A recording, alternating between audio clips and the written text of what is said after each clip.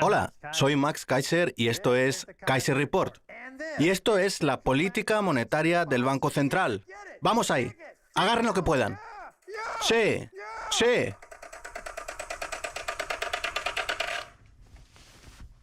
Stacy. More money, they might call it. It is so much money. Y más dinero, es un no parar, más dinero, más dinero, más dinero. ¿Y a qué no sabes qué, Max? Que ahora hay gente que dice que emitir tanta moneda va a generar inflación y a devaluar las divisas del resto del mundo. Pero a cambio nos ofrecen una ganga. El Tesoro estadounidense prevé pedir prestados 2.999 billones de dólares en valores negociables durante el periodo de abril-junio, 3.055 billones más de lo que se estimaba en febrero. 2.999 billones de dólares.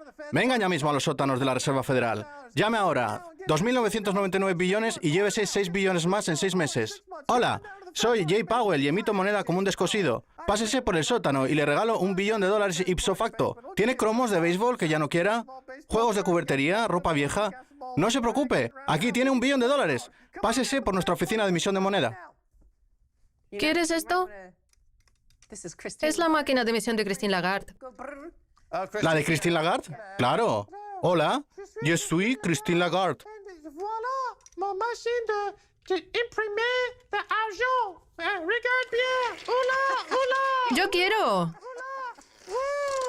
C'est ça, c'est bon, c'est magnifique. Oui, Christine Lagarde. Venez dans mon maison avec les beaucoup de trillions d'euros, Christine. Argent, cassette, argent, coucou. Okay. We know. Bueno, ya sabemos que tu nivel de francés deja un poco que desear. Anda, mira, si tengo 100 euros en la chaqueta de terciopelo de hoy, estoy encantada. Lo nunca visto. Estados Unidos prevé pedir un préstamo masivo de 3 billones de dólares, el equivalente al 14% de su PBI nominal durante el segundo trimestre. Su deuda pública actual alcanza la impresionante cifra de 25 billones de dólares. Y creo que nosotros andamos por ahí en este plató. Keiser Report nunca falla en el suministro de la información. Llevamos muchos años diciéndoslo, que en algún momento la deuda llegaría a los $100 billones.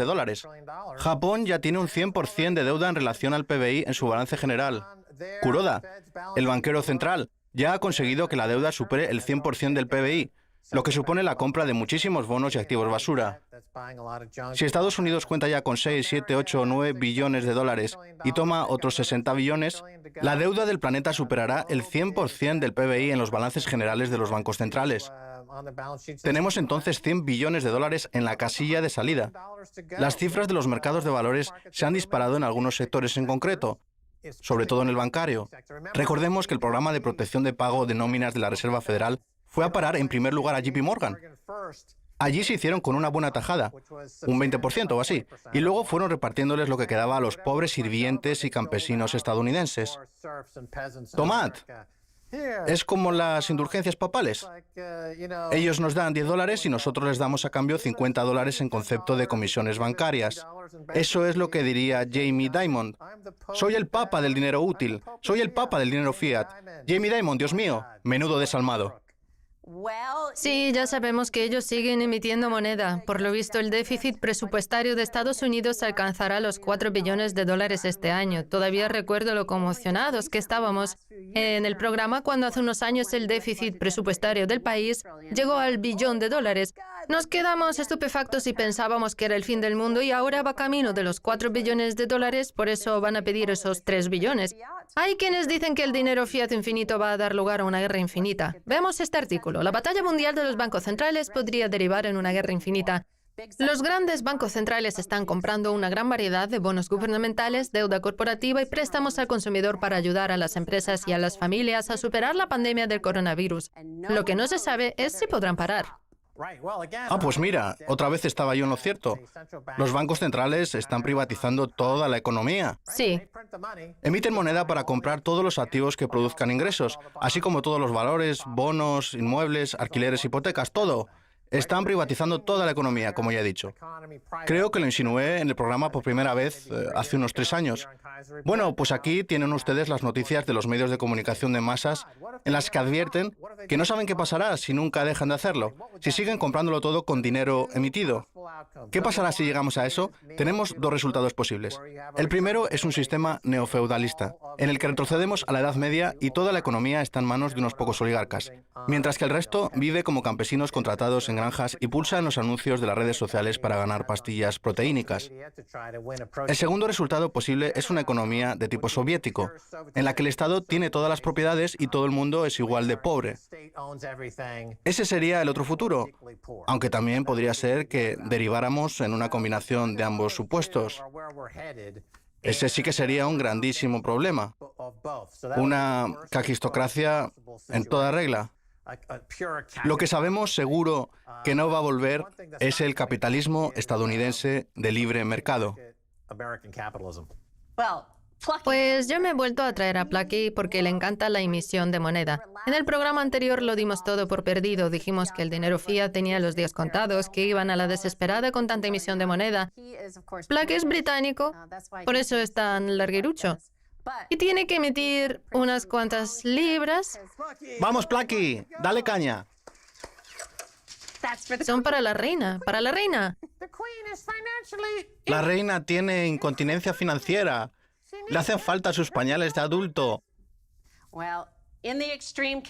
Sigamos. En el caso extremo de que el virus persista y se necesite prolongar el confinamiento con los perjuicios consiguientes, la Reserva Federal de Estados Unidos y sus colegas lo sacarían todo a flote, la deuda gubernamental, la deuda corporativa, incluso la financiación de hipotecas y nóminas. Me parece, Max, que nos va a hacer falta un barco más grande. Nos metemos en aguas peligrosas y el agujero negro de la deuda puede... Debería levantar... Espera un momento.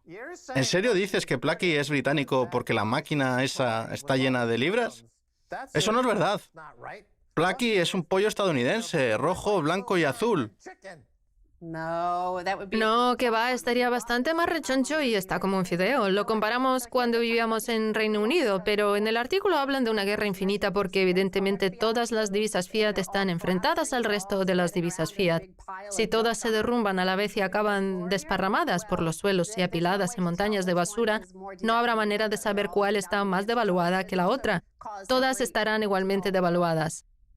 También le causarían problemas considerables a la población estadounidense porque no solo tendríamos que exportar todos nuestros puestos de trabajo para sacar dólares del país y mantener nuestro estatus de divisa de reserva. Lo que es seguro es que la Reserva Federal siempre tiene que rescatar a todo el planeta cuando estalla una crisis, el dólar sube, siempre que entramos en crisis, por lo que todas las demás economías sufren al haber escasez de dólares. El paro merma las capacidades de los trabajadores, la quiebra de las empresas destruye la riqueza y debilita la inversión, el dinero barato y las transferencias de efectivo pueden alimentar las burbujas de activos que aumentan la brecha entre ricos y pobres. Como habíamos dicho, esto se llama efecto Cantillon. Sí, la clase cantiliana, la misma que chantajea a la Reserva Federal como hace Warren Buffett. Pero incluso para eso hay un límite. La Reserva Federal se negó cuando Warren Buffett intentó chantajear a la industria aeronáutica durante la crisis de los 2 últimos meses. Obtenían tratos de favor, regalos y beneficios garantizados. La Reserva Federal dio un paso al frente y dijo que no, que las acciones de la aerolínea las compraba ella. Hicieron una inversión ventajista en la cara del mayor inversor ventajista del mundo. Eso nos da una idea de lo que es la Reserva Federal, cuyo tamaño actualmente supera a Berkshire Hathaway y a cualquier grupo de inversión.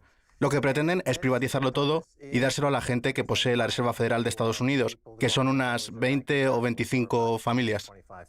Eso es todo. A ver, lo que ocurre con el efecto Cantillon es lo que nos diría Bastiat si estuviera aquí, que solo sirve para que la corrupción se extienda, la clase corrupta consolide su riqueza y acaben repartiéndose el dinero entre ellos. La fuente de esto que voy a decir no la puedo aportar porque la persona quiere mantenerse en el anonimato, pero alguien que trabaja en la Reserva Federal de Nueva York me dijo la semana pasada que cada vez que estallaba una crisis como esta, El modus operandi del gobierno era llamar a los expertos cuando estaban a punto de anunciar que las aerolíneas tenían que cerrar y que ya no había vuelos. Es decir, que les llegaba información privilegiada e intentaban esquivar lo que iba a pasar diciendo que llamaban a los expertos, como si de verdad quisieran ayudar a la gente de a pie, a los que no son cantilianos. Y entonces llamaban a Warren Buffett y le decían: oye, Warren, que sabemos que posees el 10% de las 4 aerolíneas más importantes de Estados Unidos. ¿Cómo ves que cancelemos todos los vuelos? No le daban información confidencial, sino que dejaban caer la pregunta para que un señor bonachón que toca el ukulele le dé algún consejito a la gente normal y corriente. Si le hiciéramos un análisis forense a los acuerdos que ha firmado Buffett durante los últimos 30 años, veríamos un quid pro quo semejante en prácticamente todos. Todo se basa en el comercio con información privilegiada, y ese es el crimen más difícil de perseguir de todos los crímenes. Además, hay infinitas formas de escaquearse. Lo que acabas de describir es tan solo una de las formas de saltarse la ley de comercio con información privilegiada. De todas formas, Buffett se vio en aprietos porque alimentó la creación del monstruo de la Reserva Federal. Y ahora ese monstruo se está volviendo contra él. Es como Frankenstein. Ya sabemos que la película de Frankenstein va de un científico loco, el doctor Frankenstein. El monstruo no tiene nombre. Pues, bueno, Warren Buffett, el doctor Frankenstein, ha creado un monstruo. La Reserva Federal, un artilugio emisor de moneda que está dejando a todo el mundo sin trabajo y al que nadie puede parar. Sí, en los últimos días del imperio, tal y como hemos señalado hasta la saciedad en Kaiser Report durante los últimos 10 años, se ha visto el hiperpartidismo. Lo estamos viviendo ahora y Warren Buffett es un demócrata muy conocido. Los patrocina, desprecia claramente a Trump y por tanto no recibe las llamadas de antes. Steve Mnuchin no acude a Warren Buffett para preguntarle: oye, ¿y ahora qué pasará si se cierran las aerolíneas? El mismísimo Warren Buffett, que es el comerciante con mayor información privilegiada de dinero fiat, no tenía ni idea de lo que venía. Recordemos que antes de vender todas las acciones que tenía, compró más acciones de Delta por valor de $1 millón el pasado 27 de febrero. Esto ya prueba que no le habían alertado de nada. Bien, un momento, que en esto hay que profundizar. Dices que esta vez, por temas de partidismo político, no ha recibido información al respecto cuando siempre lo ha hecho hasta ahora. Y lo que decimos tiene sentido, porque mirándolo con perspectiva, vendió esas acciones como un niño mimado. Sí. Acababa de comprar $1 millón de acciones en Delta un par de semanas antes de esto, cuando alcanzaron máximos históricos. Y de pronto, como no le habían pasado información privilegiada, se puso como un niño malcriado y dijo: me da igual, paso de todo, que se arreglen los que vienen detrás. Al cuerno con los hombres y mujeres trabajadores de Estados Unidos. Dijo en una conferencia que él sigue creyendo en Estados Unidos mientras apuñala al país por la espalda. Ahora su reputación está por los suelos. Leo un último artículo. Catherine Judge, una profesora de Derecho de la Universidad de Columbia, que estudia los mercados financieros, afirma que la pregunta es: ¿hasta qué punto estamos preocupados por el papel que juega la Reserva Federal? Si son el único actor y la gente está preocupada por su liquidez o por el acceso al crédito, ¿cuánta presión podría aguantar? El largo plazo es desconcertante. Sí, porque ¿cuándo pararán? Como llevamos años diciendo en Kaiser Report, no van a parar hasta que cada uno de los valores, bonos e inmuebles de Estados Unidos y otros lugares del mundo estén en manos del consorcio privado de banqueros llamado Banco de la Reserva Federal. Cuando lleguemos a ese punto, dará comienzo una época de neofeudalismo, con trazas de sovietización para darle un poquito más de sabor. Pero bueno, vamos a hacer una pausa. Cuando volvamos, Lucky y Stacy habrán desaparecido y dejarán paso al invitado y a mí. No se vayan.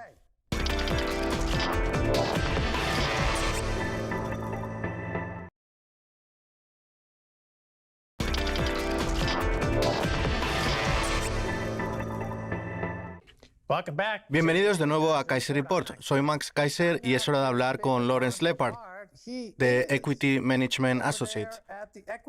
Pueden seguirlo en Twitter, como hago yo.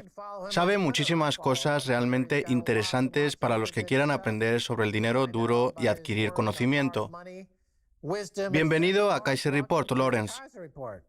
Encantado, Max. Sigo el programa desde hace años y, como les dije la semana pasada, creo que son ustedes unos ases del dinero duro. Es un honor estar aquí.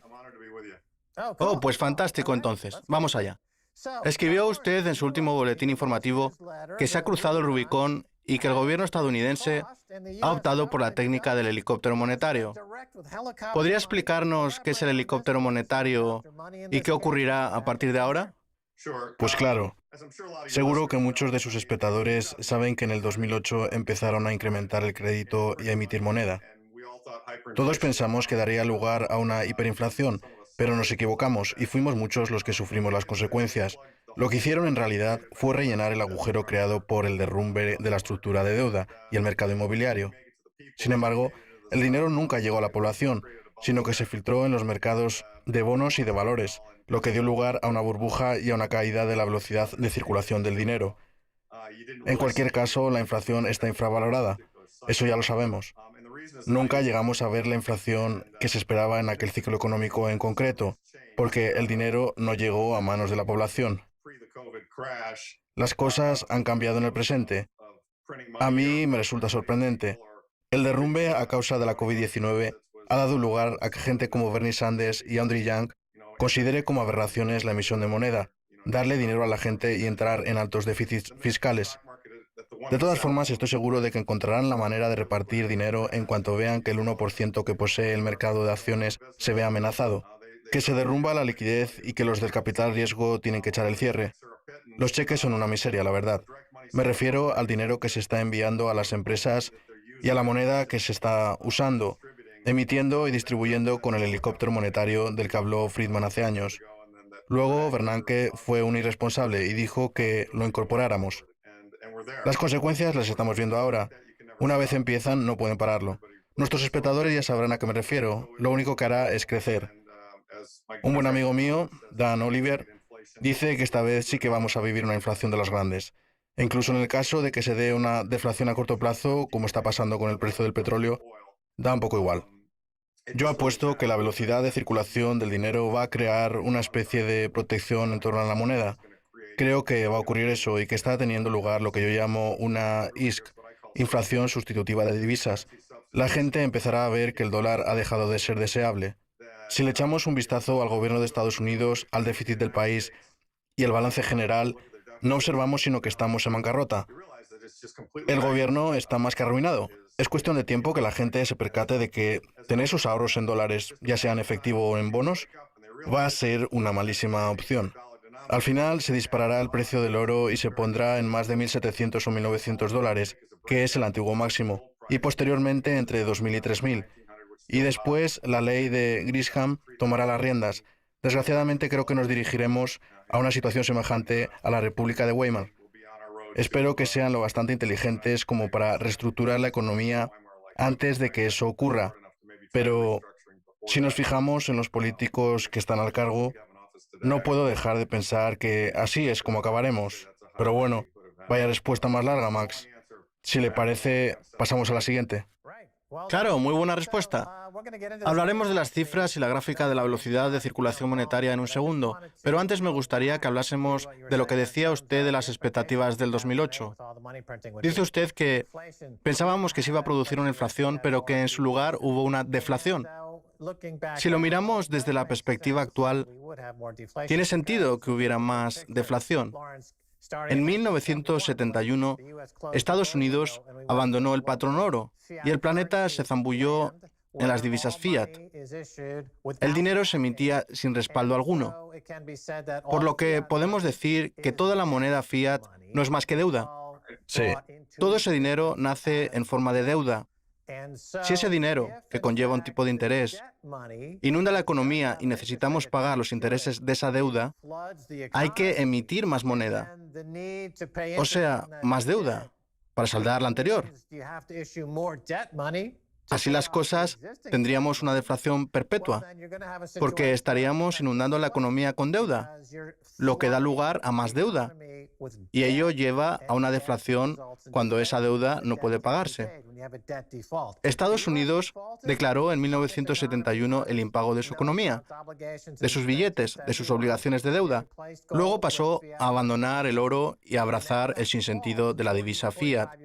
Dicho impago ha salido a flote 40 o 45 años después. Primero fue el cáncer de la crisis del 2008 y ahora ha metastizado en la crisis del 2020. que es de 10 o 50 veces más grave que el anterior. A donde quiero ir a parar es que se están utilizando los términos deflación e inflación a la ligera. Unos economistas los definen de una forma y otros de otra. Es cierto, sí. Aún así, una gráfica y un dato pueden decirnos qué está ocurriendo realmente. Me refiero a la gráfica de la velocidad de circulación monetaria, que creo que puede darnos una idea bastante clara de lo que está ocurriendo. ¿Podría usted decirnos qué es esa gráfica y qué nos indica Lawrence? De acuerdo. Es una función que deja cuánto dinero se ha movido en el sistema económico. Lleva disminuyendo de forma sostenida y Lazy Hunt se ha dedicado a representar la gráfica y entender las implicaciones económicas. También me gusta mucho la interpretación de James Stark. Cuando investigamos sobre las hiperinflaciones que han tenido lugar en el pasado, vemos que la velocidad de circulación monetaria decae porque hay demasiada moneda en circulación. No hace falta que la velocidad sea muy alta para que la economía se sostenga. Sin embargo, lo que han hecho es filtrar dinero falso en el sistema, poniéndose así en marcha las fuerzas deflacionarias. En China también están viviendo otra deflación con los precios de Internet, la tecnología y ese tipo de cosas. De modo que, aunque se ha enmascarado, han sido muchas las personas que han detectado inflación o deflación de varias formas. Creo que en los precios al consumidor vamos a tener una mezcla de ambas. Por ejemplo, sé que en mi ciudad ha habido inflación en el precio de los huevos, que ha subido un 300%, mientras que el precio de la gasolina ha experimentado una gran deflación. De todas formas, yo como inversor no considero que eso sea lo más importante. Creo que lo relevante son los activos. Y ahí es donde entraría la ISC, de la que he hablado antes, que figura en mi reporte del primer trimestre. La cuestión es dónde dejar nuestros ahorros. Si es que tenemos ahorros, claro. Mucha gente no los tiene, y el gobierno tampoco. Si tenemos ahorros y activos en propiedad, lo normal es que queramos tenerlos en el lugar donde estén más resguardados. Sé perfectamente que usted y Stacy concuerdan conmigo en que los metales preciosos y el Bitcoin son obviamente dos lugares adecuados para ello. Permita que le interrumpa, Lawrence. Sí. Porque me gustaría hacer hincapié en un comentario que ha hecho sobre que la velocidad de circulación monetaria muestra que hay demasiado dinero en el sistema. Vamos a profundizar en eso, porque hemos hablado de la deuda y hemos aclarado que no es lo mismo la deuda que el dinero. El dinero real es el oro o el Bitcoin. Con las divisas fiat, tienes una divisa basada en la deuda, y si inunda la economía, la velocidad de circulación monetaria desciende. Si estuviéramos hablando de dinero real o de que las divisas como el dólar estuvieran respaldadas por el oro, habría competencia para poseer oro o dinero y la gente trabajaría para acumular más dinero y más oro.